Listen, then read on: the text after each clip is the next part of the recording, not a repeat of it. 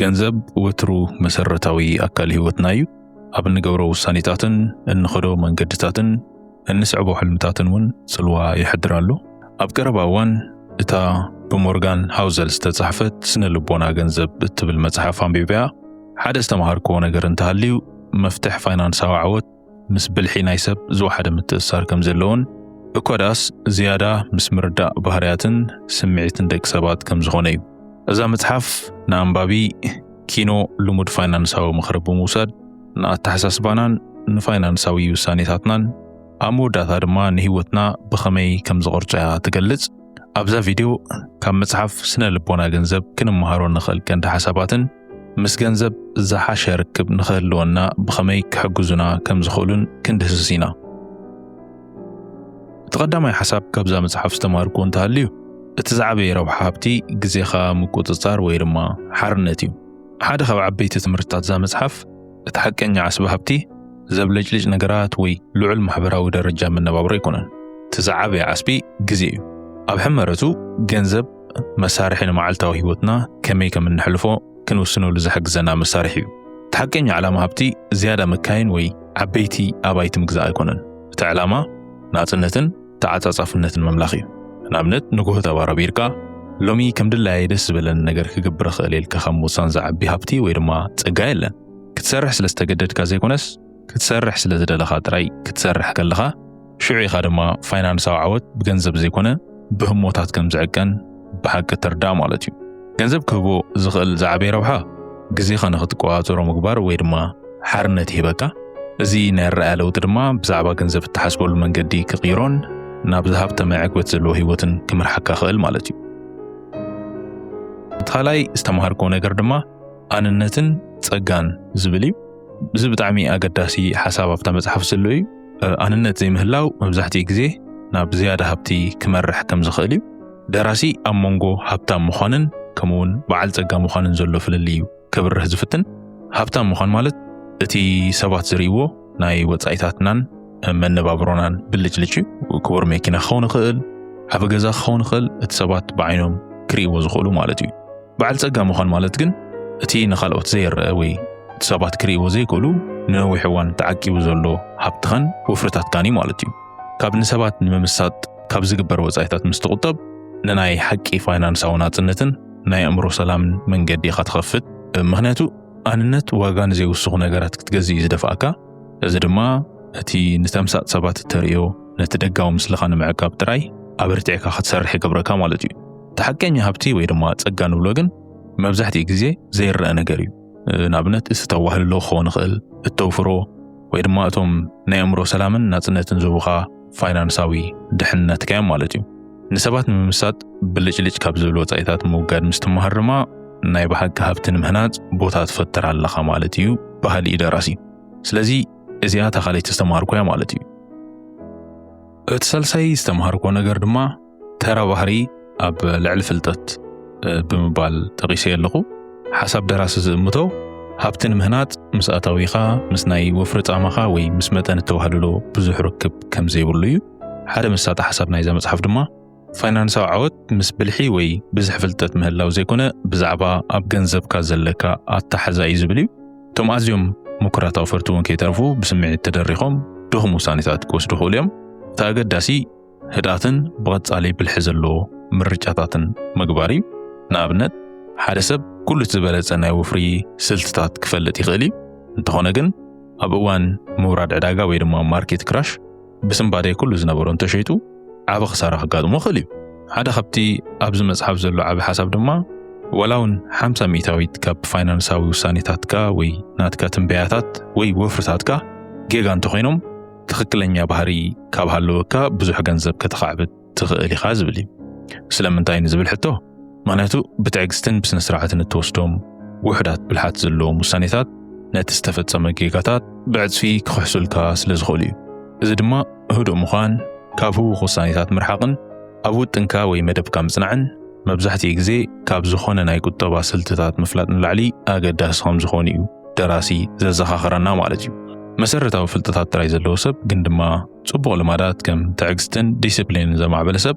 ኣብ መወዳእታ ዝያዳ ዓውት ክኸውን ይኽእል እዩ እቲ ራብዓይ ዝተምሃርኩ ሓሳብ ሓይሊ ንነዊሕ እዋን ዝጠመተ ኣተሓሳስባ እዩ ካብዛ ስነ ልቦና ገንዘብ እትበሃል መጽሓፍ እንመሃሩ ሓደ ዓቢ ትምህርቲ ሃብትን ምህናጥ ትዕግስቲ ምህላው ወይ ዓቃል ምዃን እቲ ዝበለጸ ምዃን እዩ ስለምንታይ ንዝብል ሕቶ ብሰንኪ ኮምፓውንዲንግ ወይ ብትግርኛ ተደራራቢ ወለድ ኢና ንብሎ መስለኒ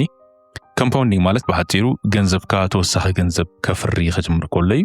ድሕሪ ድማ ተዘፍርየ ገንዘቡን ምስ ግዜ ዝያዳ ተወሳኺ ገንዘብ ይፍሪ ማለት እዩ እዚ ማለት ገንዘብካ ጥራይ ኣይኮነን ዝውስኽ ዘሎ እቲ ዝረኸብካዮ መኽሰቡን ተወሳኺ መኽሰብ እናምፅእ ዝኸይድ ብቐሊል ኣባህላ ንስኻ ብገንዘብካ መኽሰብ ትረክብ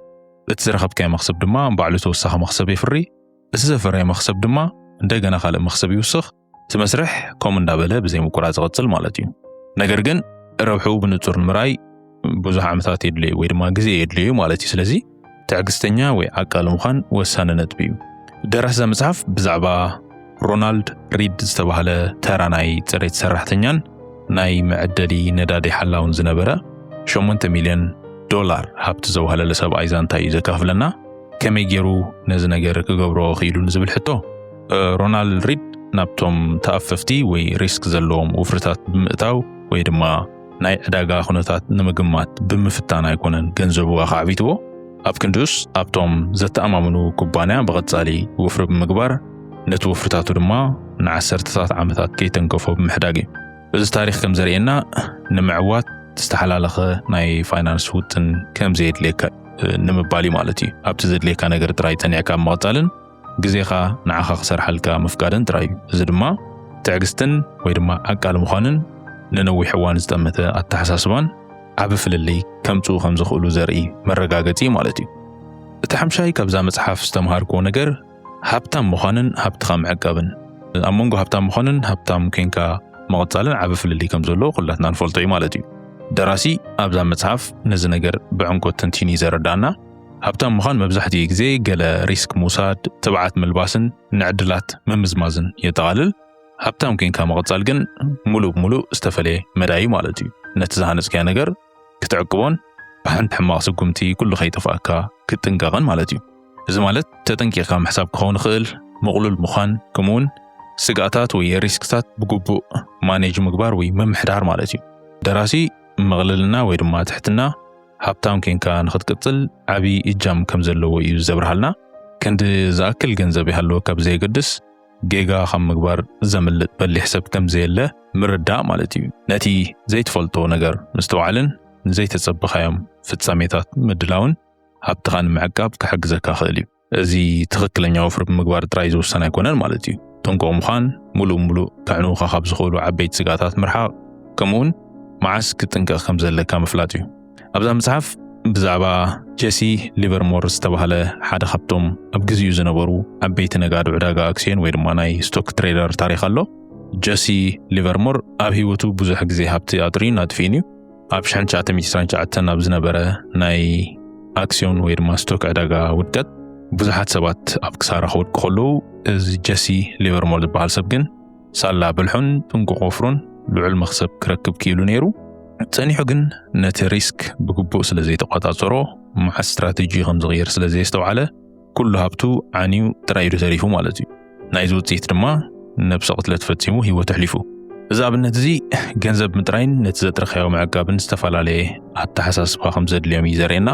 መቕለልናን ብልሓት ዘለዎ ናይ ሪስክ ምሕደራን ሃብታም ኮንካ ንምቕጻል ወሰንቲ ነገራት እዮም ትኽክለኛ ወፍሪ ምግባር ጥራይ ዘይኮነ መዓስ ጥንቃቐ ከም ትገብርን ነቲ ዘጥረኻዮ ከመይ ጌርካ ከም ትሕልዎን ምፍላጥ ድማ ኣገዳሲ ነገር እዩ ማለት እዩ እቲ ሻድሻይ ካብዛ መጽሓፍ ዝተምሃርክዎ ጽልዋ ውልቃዊ ተመክሮ ንውሳኔታትና ዝብል እዩ ካብዛ መጽሓፍ እቲ ዝረኸብክዎ ዓቢ ረዲት ውልቃዊ ተመክሮታትና ንውሳኔታትና ቁጠባና ከመይ ገይሩ ከም ዝቐርጾ እዩ ብዛዕባ ገንዘብ ዘለና ተሓሳስባ መብዛሕትኡ ግዜ ምስቲ ድሕረ ባይታናን ምስቲ ዝዓበናሉ ከባቢናን ዝተኣሳሰር እዩ ንኣብነት ኣብ ናይ ገንዘብ ሽግር ዝነበሩ ስድራ ቤት ዝዓበየ ሰብ ኣብ ኣጠቓቕማ ቁጠባ ገንዘብ ዝያዳ ጥንቁቕ ክኸውን ይኽእል እዩ ንህፁፅ እዋን ዝኸውን ገንዘብ ምቕማጥ ቀዳምነት ክህብ ይኽእል ይኸውን ካብ ዕዳ ድማ ብዝከኣለ ክርሕቕ ይፅዕር ይኸውን ብኣንጻሩ ግን ገንዘብ ኣብ ዘለዎ ስድራ ቤት ዝዓበየ ሰብ ኣብ ኣጠቓቕማን ወፍሪ ገንዘብን ዝያዳ ፎክስ ዝበለ ኣመለኻኽታ ክህልዎ ይኽእል እዩ ምክንያቱ እንተደልዩ ኩሉ ግዜ ተወሳኺ ክረክብ ከም ዝኽእል ስለ ዝኣምን ማለት እዩ ዘይከምቲ ብድኻ ቤተሰብ ዝዓበየ ክልቲኦም ዞም ዝጠቐስኩም ውልቀ ሰባት ማለት እዩ ብሃንደበት ውርሻ ንበሎ ከም ኣብነት ብዙሕ ገንዘብ ረኺቦም ንበል እቲ ጥንቁቕ ሰብ ንነዊሕ እዋን ዝኸውን ናይ ዕቤት ዕድላት ብምንዳይ ነቲ ገንዘብ ብጥበብ ከውፍሮ ይውስን ይኸውን እቲ ብገንዘብ ዘይጭነቕ ሰብ ግን ይግባአኒ ካብ ዝብል ሓሳብ ብምምርኮስ ክፋል ናይቲ ገንዘብ ኣብ ክቡር ነገራት ወይ መዘናግዒ ክጥቀመሉ ይፍትን ይኸውን እዚ ናይ ተሓሳስባ ፍልሊ ዋላ እኳ እዞም ክልተ ሰባት ሓደ ዓይነት ኩነታት ኣጋጢሞም እንተሃልዩ ሓደ ዓይነት ውርሻ ገንዘብ ረኺቦም እንተሃለዉ ድሕረ ባይቶኦም ግን ናብ ዝተፈላለዩ ናይ ቁጠባ ባህርያት ከመይ ገይሩ ከም ዝመርሖም እዩ ዘርእየና ማለት እዩ ስለዚ ነዞም ጽልዋታት እዚኦም ምርዳእ ዝበለጸ ምርጫታት ክንገብር ስለምንታይ ኣብ ገንዘብና ከምዚ ዓይነት ስጉምቲ ከም ንወስድ ንምስትውዓል ክሕግዘና ኽእል ማለት እዩ ወይ ድማ ይሕግዘና ማለት እዩ ሻውዓይ ኣብዛ መጽሓፍ ዝተምሃርኩ ነገር ተሃልዩ ኣብ መንጎ ገንዘብን ሓጎስን ዘሎ ርክብ እዩ እዛ መጽሓፍ ኣብ መንጎ ገንዘብን ሓጎስን ዘሎ ዝተሓላለኸ ርክብ ብጽቡቕ መንገዲ እያ ትገልጾ ደራሲ ዝሕብሮ ገንዘብ ሓጎስ ከምጽእ ይኽእል እዩ ነገር ግን ክሳብ ውስን ደረጃ ጥራይ እዩ ይዝብል ንኣብነት ነቶም መሰረታዊ ድሌታትካ ንምምላእ ከም ምግቢ ክኸውን ይኽእል መዕቆቢ ክንክን ጥዕና እኹል ገንዘብ ምላው ዝሓሸ ውሕስነትን ሰላምን ከምጽእ ይኽእል እዩ እንተኾነ ግን ሓንሳብ ናብ ናይ ምቾት ደረጃ ምስ በጻሕካ እቲ ናይ ሓጎስካ ወሰኽ ደው ይብል እዩ እቲ ጉዳይ ክንደይ ዝኣክል ገንዘብ ከም ዘለካ ዘይኮነስ ከመይ ጌርካ ትጥቀመሎም ዝብል እዩ ማለት እዩ ሓደ ዓቢ ክፋል ናይ እዚ ድማ እኹል ወይ ድማ ይኣኽለኒ ማለት ንዓኻ እንታይ ማለት ምዃኑ ምፍላጥ ወይ ምርዳእ እዩ ብዙሓት ሰባት ንነብሶም ምስ ካልኦት ብምንጽጻር ናብ ዘይውዳእ ውድድር ይኣትዉ እዮም እዚ ድማ ዋላ እኳ ናይ ገንዘብ ውሕስነት እንተሃለወካ ናይ መቕሉልነትን ዘይዕግበትን ስምዒት ከምጽእ ይኽእል እዩ ማለት እዩ